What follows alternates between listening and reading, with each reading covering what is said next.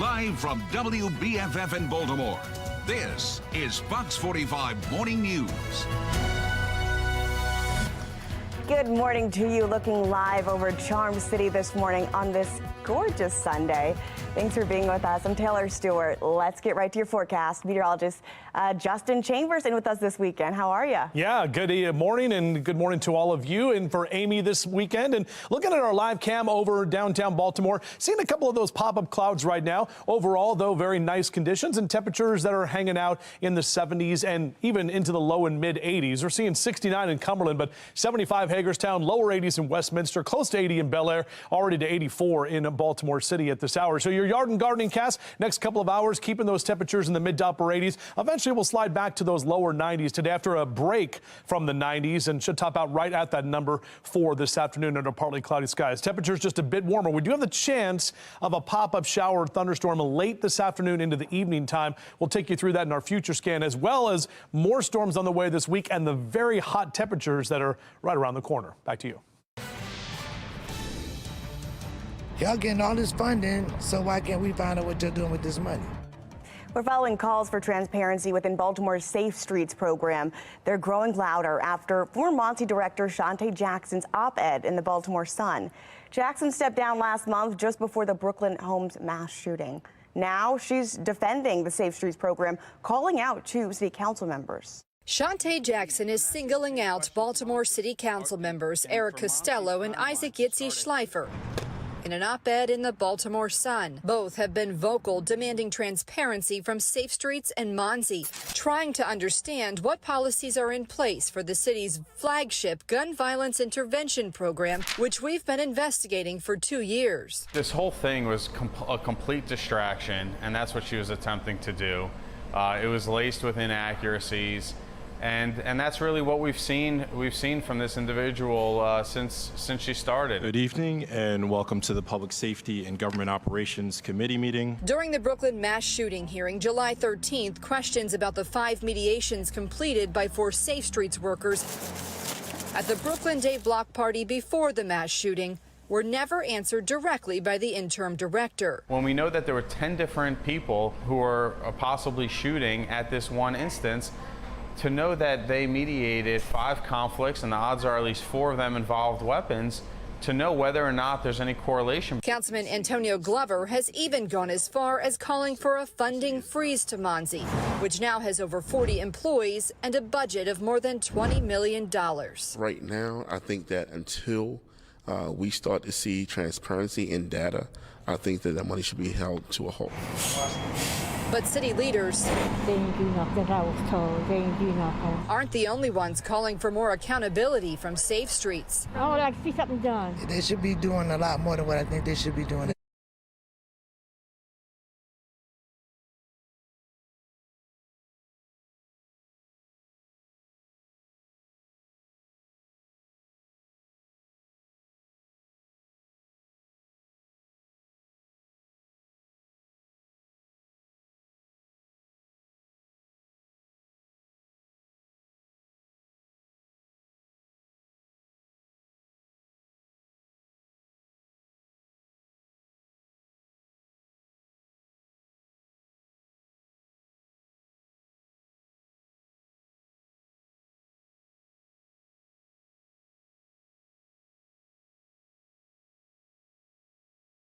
Mosby say, after careful consideration and much prayer, we've decided to end our marriage. We want to emphasize our commitment as strong co-parents moving forward.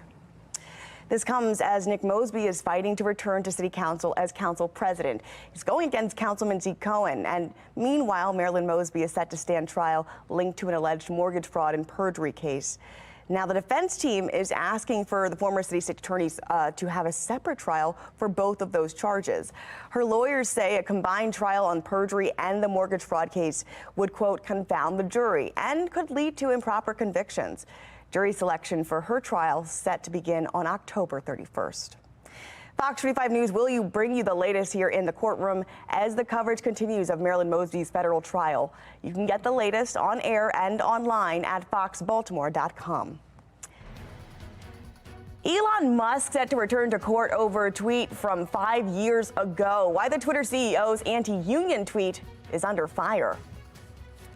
Our temperatures are warming up, and we're going to see plenty of sunshine for the afternoon. We'll talk about that possibility for storms returning to your forecast, as well as the heat that's on the way. All coming up.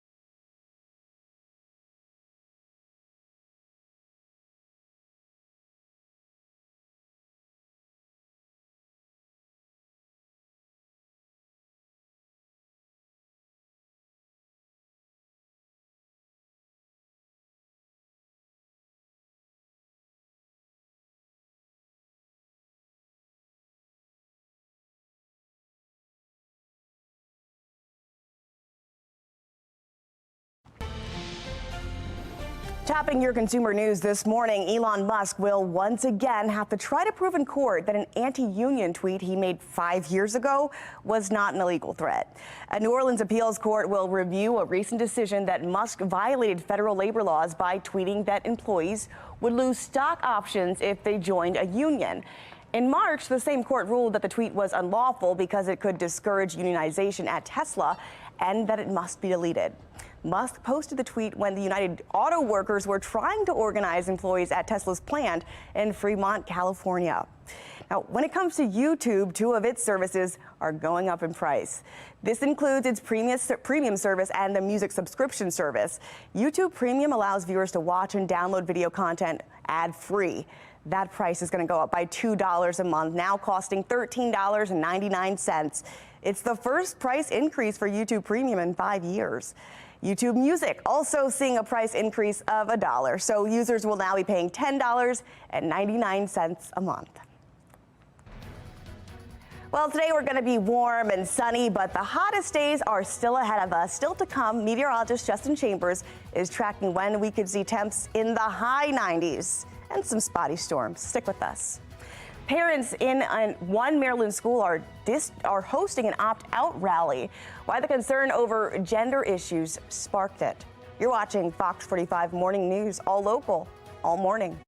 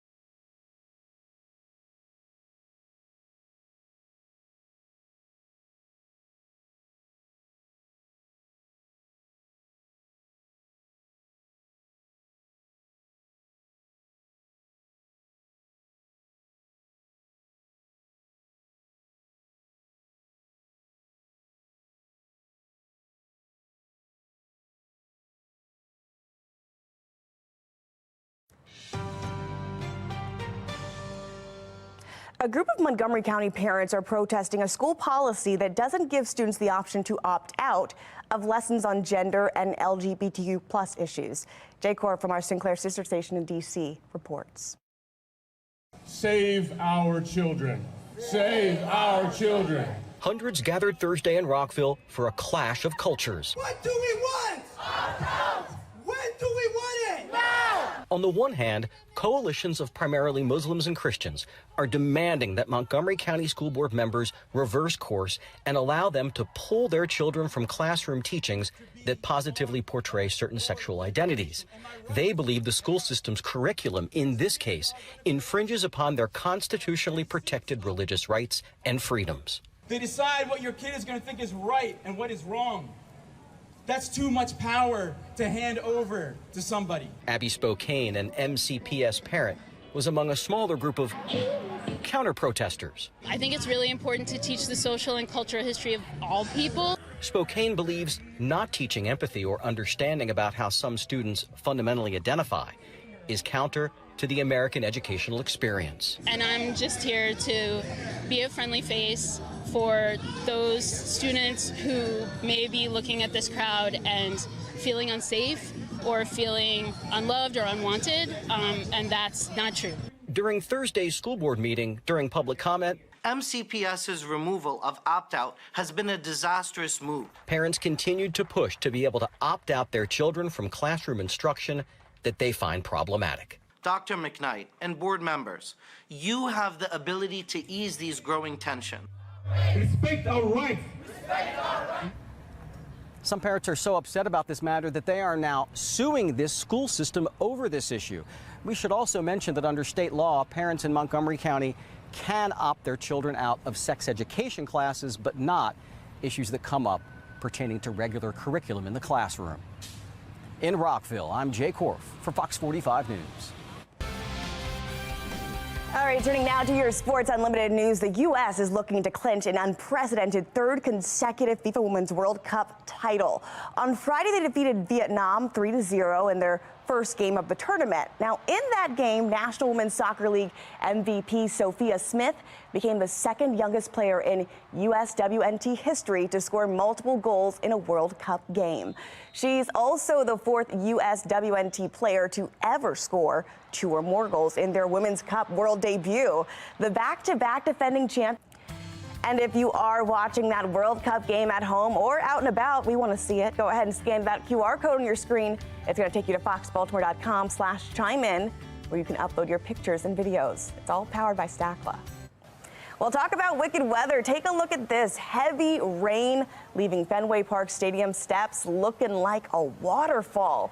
It happened during Friday night's Boston Red Sox versus New York Mets game, and the water ankle deep in some parts of the stadium. This after going into a rain delay for the 2-hour game. The game was actually eventually suspended and rescheduled altogether. Wow. Now, we've had some spotty showers, but nothing like that recently in our area. Meteorologist Justin Chambers with a look at what we're expecting today. You didn't say it right.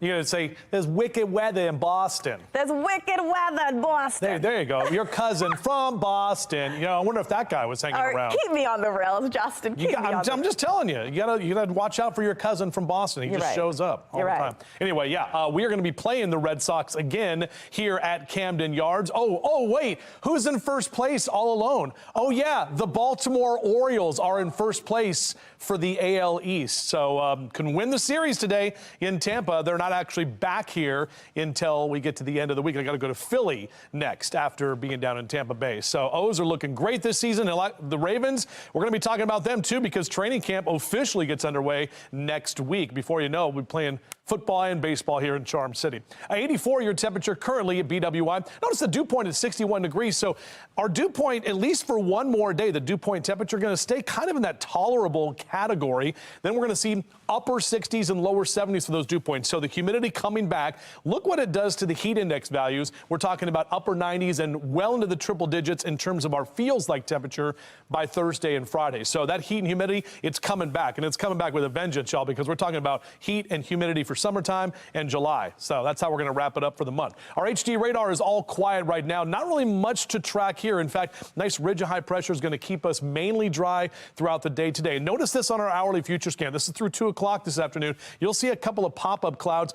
Best chance for any kind of activity is going to be after about 7, 8 o'clock. And that's going to be in Frederick. Some of these areas in western Maryland will start to see some of those pop-up showers and storms. Even through about 9, 10 o'clock tonight, notice we may get a stray pop-up storm, but overall, we are going to be dry. And then in the overnight hours, that's when some showers and storms will get going, and we'll have more storms to deal with for tomorrow. So for the most part, you're good to go if you're hanging out by the pool. Marco. You know, we heard kids at the pool yesterday. They were playing Marco Polo. I don't know if it's because I've been doing it on the TV. I don't know if it's because I'm doing it on the TV or not, but they were playing it. Nobody was fish out of water, but it's all good. That Marco Polo, we got to keep it strong, yeah? All right, so there's your splash cast. Get that sunblock on today, y'all. Here's the 7-day forecast. So 90 today, a little cooler tomorrow in the upper 80s. Those 90s return on Tuesday, and then look at that heat. Wednesday, Thursday, and Friday, mid to upper 90s. And again, we're going to feel well into the triple digits for our feels like temperatures as we head toward the end of the week. Taylor? All right, well, sounds good to me. Trending now, if you are on the job hunt, you want to get noticed using your resume, but notice the right way, not the wrong way. Resumes are often your first chance to make an impression, but red flags on those resumes can hurt your chances of nailing that job. So job experts are warning against several red flags. Take a look here. This is what they say. Don't have spelling and grammatical errors, right? Proofread it. Don't have patchy work history or have an explanation about that. And make sure your job changes are truthful and viable. Don't embellish your accomplishments. Don't list possibly controversial affiliations, and list actual accomplishments that spell out your positive contributions to your former employer. All right, we're taking you live to New York right now as plans to increase tolls heading into parts of Manhattan is now facing a lawsuit in New Jersey. This complaint accuses the Department of Transportation and Federal Highway Administration of not properly reviewing the toll's impact on New Jersey drivers. The two agencies signed off on the pricing plan just last month. And get this, it seeks to increase tolls at certain streets up to $23, a plan that New York officials say will reduce traffic and help fund the city's public transit. Ahead of a looming nationwide UPS strike, the Teamsters Union president is now speaking out, saying now is the time to, quote, pulverize. Union President Sean O'Brien says they have negotiated 95% of their contract with UPS, but they're hitting a wall when it comes to increasing pay for part-time employees. UPS has said it's ready to up its offer on pay and benefits, and talks are set to resume next week. O'Brien says the union is ready and prepared to stop working. We do not get a deal. UPS has chose to strike themselves, and we will withhold our labor July 31st at 12:01 a.m. But if we get a tentative agreement subject to ratification and we're going to recommend it, then we will not withhold our labor. If contract negotiations fall through, the strike will be the largest the country has seen in nearly 60 years. UPS isn't the only company with negotiations ongoing right now. American Airlines has agreed to raise its pilot contract offer by more than $1 billion. The airline decided to bring its offer up to par with competitors like United Airlines. United reached an agreement with its pilots last week that would give pilots up to 40% increase in their pay. American's new offer reaches about $9 billion in incremental compensation and benefits, and pilots would also get pay raises and bonuses. Meanwhile, the Allied Pilots Association says the offer included the least critical elements prioritized by the board of American Airlines. Now, the CEO of American Airlines, Robert Isom, says they hope to ratify this agreement by August. All right, today we are looking warm, warm, warm. Temps in the 90s, but what about your work week? We could have some showers. After the break, meteorologist Justin Chambers is going to give you one more final check of that 10-day forecast.